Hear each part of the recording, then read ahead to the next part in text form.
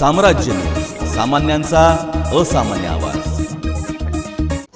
विद्यार्थ्यांनी शालेय जीवनापासूनच वृत्तपत्रांचं वाचन चालू ठेवल्यास त्यांना भविष्यकाळात सर्वसामान्य ज्ञानासाठी अधिक फायदा होऊ शकतो, असं प्रतिपादन सोलापूर श्रमिक पत्रकार संघाचे माजी अध्यक्ष आणि ज्येष्ठ पत्रकार दशरथ वडतेले यांनी व्यक्त केले. सोलापूरच्या साखर पेठेतील श्री नीलकंठेश्वर प्रशालेत सोमवार दिनांक 6 जानेवारी रोजी पत्रकार दिन साजरा करण्यात आला. यावेळी ते बोलत होते.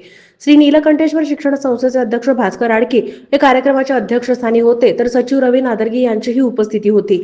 विज्ञानाच्या आधारे आज कितीही प्रगती झाली तरी डिजिटल युगात जनसामान्यांचा आरसा असलेल्या वृत्तपत्राचं महत्त्व अजिबात कमी झालेलं नाहीये, हे निदर्शनास आणून देत वडतिले यांनी वृत्तपत्राच्या वाचनातून शालेय जीवनापासून वाचन संस्कृती जतन करण्याची आवश्यकता असल्याचं त्यांनी सांगितलं. प्रारंभी मराठी वृत्तपत्राचे जनक आचार्य बाळशास्त्री जांभेकर यांच्या प्रतिमेचं पूजन पाहुण्यांच्या हस्ते करण्यात आलं. संस्थेच्या वतीने पत्रकार दशरथ वडतिले, विजयकुमार पिसे, बाळकृष्ण दोटी, छायाचित्रकार यशवंत सादुल, माजी विद्यार्थी नागेश गडकी यांचा यथोचित सत्कार करण्यात आला. यावेळी विज्ञान आणि रांगोळी स्पर्धेतील गुणी विद्यार्थ्यांचा सत्कार करण्यात आला. पत्रकार दोटी, मुख्याध्यापिका संगीता आडकी यांनी मनोगत व्यक्त केलं. कार्यक्रमाचं सूत्रसंचालन केलेले लक्ष्मी कनकी यांनी आभार मानले. कार्यक्रम यशस्वी करण्यासाठी श्रीवर द्यावरकोंडा यांच्या मार्गदर्शनाखाली सर्व शिक्षकांनी परिश्रम घेतले.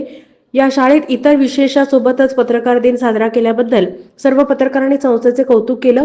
या कार्यक्रमात नीलकंठेश्वर दिनदर्शिकेचं प्रकाशन करण्यात आलं.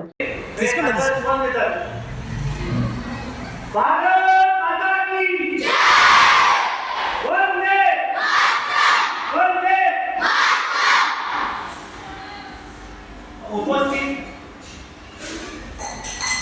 अशा कार्यक्रमाला आपल्या नीलकंठेश्वर संस्थेचे अध्यक्ष आडकी साहेब, सचिव माननीय नादरगी साहेब,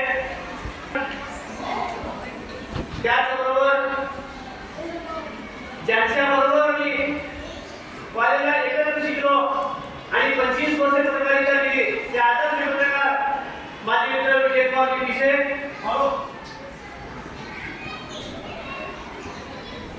विषयाने माझ्याबरोबर त्यांनी पत्रकारिता सुरुवात केली. त्याचे भूमिकावरती मार्गदर्शन होती. या शाळेचे माजी विद्यार्थी आणि नवभारतमध्ये काम केलेले श्री गडकी